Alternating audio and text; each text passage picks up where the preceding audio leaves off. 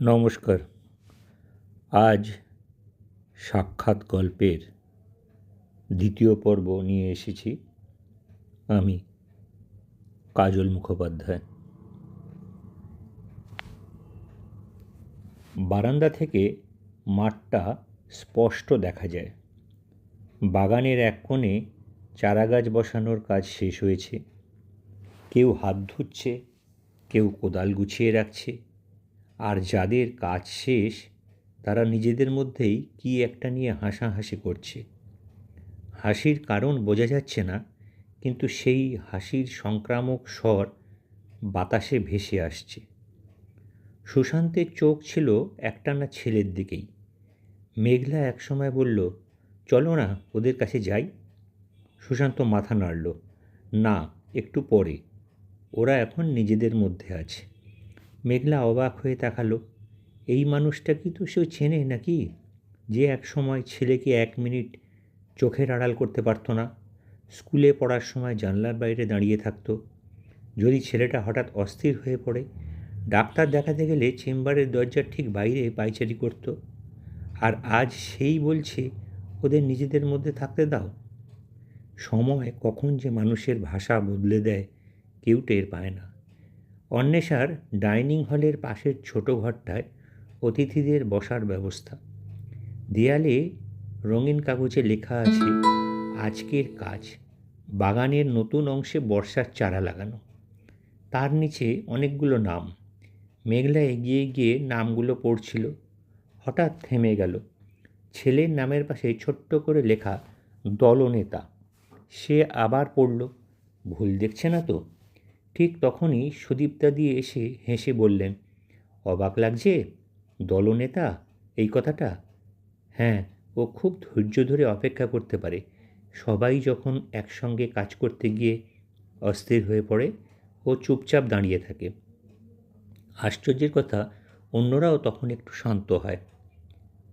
তাই এই কাজগুলোতে ওকে সামনে রাখা হয়।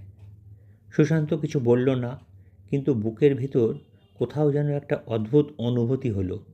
এতদিন সে ছেলেকে দেখেছে নিজের চোখ দিয়ে, আজ প্রথম অন্য কারো চোখ দিয়ে দেখল। খাওয়ার সময় হয়ে এসেছে। অন্বেষায় রবিবারে বিশেষ রান্না হয়, ডাল, ভাত, আলু ভাজা, ডিমের ঝোল আর টক দই, এই মেনু। মেঘলা বলল, আজ আমরা ওর সাথে খেতে পারি? অবশ্যই পারবেন, তবে একটা শর্ত আছে। কী শর্ত? ওদের নিয়ম মেনে আপনাদেরও তেমনই চলতে হবে।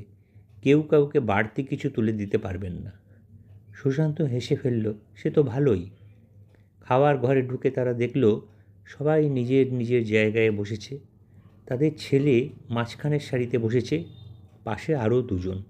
সুশান্ত লক্ষ্য করল ছেলেটি তাকে দেখেছে, কিন্তু উঠে আসেনি, দূর থেকে শুধু একবার হেসেছে। এটুকুই। একসময় এই হাসি দেখে সুশান্তর মন খারাপ হতো, আজ অদ্ভুতভাবে ভালো লাগলো। হয়তো এই স্বাভাবিক। যে মানুষ নিজের জায়গায় দাঁড়াতে শিখছে তাকে বারবার ডেকে নিজের কাছে টেনে আনা ভালোবাসা নয়। খাওয়া শেষ হওয়ার পরে সবাই প্লেট ধুয়ে নির্দিষ্ট জায়গায় রাখছে। সুশান্ত নিজের প্লেট হাতে এগোতেই দেখল তার ছেলে অন্য একজনের প্লেট ধুয়ে দিচ্ছে। ছেলেটি নিজে নয়, পাশে বসা ছেলেটির হাত কাঁপে, তাই সে ধীরে ধীরে প্লেটটা ধরে রেখেছে। কেউ তাকে বলেনি, কেউ বাহবা দিচ্ছে না, কাজটা যেন একেবারেই স্বাভাবিক। সুদীপ্তাদি আসতে বললেন, আমরা ওকে শেখাইনি। তাহলে? একদিন নিজেই শুরু করেছিল। সেদিন থেকেই ওরা দুজনে একসঙ্গে প্লেট ধোয়। সুশান্ত বুঝতে পারল, ভালোবাসা শেখানোর বিষয় নয়। সুযোগ পেলে, নিরাপদ পরিবেশ পেলে অনেক মানুষই নিজের ভেতর থেকে তা খুঁজে নেয়। বিকেলের দিকে ফেরার সময় এগিয়ে এলো। গেটের কাছে এসে মেঘলা ব্যাগ থেকে নীল পাঞ্জাবিটা বের করল। এটা রাখো। ছেলে পাঞ্জাবিটা হাতে নিল, দেখল, তারপর বলল, পুজোতে পরব। মাত্র 2টো শব্দ, কিন্তু সেই 2টো শব্দের মধ্যে ভবিষ্যৎ ছিল, একটা অপেক্ষা ছিল, আবার দেখা হওয়ার নিশ্চয়তা ছিল। মেঘলা আর কিছু বলল না, শুধু পাঞ্জাবির ভাঁজটা ঠিক করে দিল। গেটের বাইরে এসে সুশান্ত একবার ফিরে তাকালো। ছেলে তখন আর তাদের দিকে তাকিয়ে নেই। সে পাঞ্জাবিটা বুকে চেপে ধরে ভেতরের বারান্দা দিয়ে হেঁটে যাচ্ছে। সুশান্তর মনে হলো আজকের সাক্ষাৎ যেন শেষ হয়েও শেষ হলো না, বরং আজ থেকেই আর একটা সাক্ষাৎ শুরু হলো, যেখানে সন্তানের হাত ধরা নয়, তার পাশে নীরবে হাঁটতে শেখাই সবচেয়ে বড় প্রাপ্তি। ধন্যবাদ।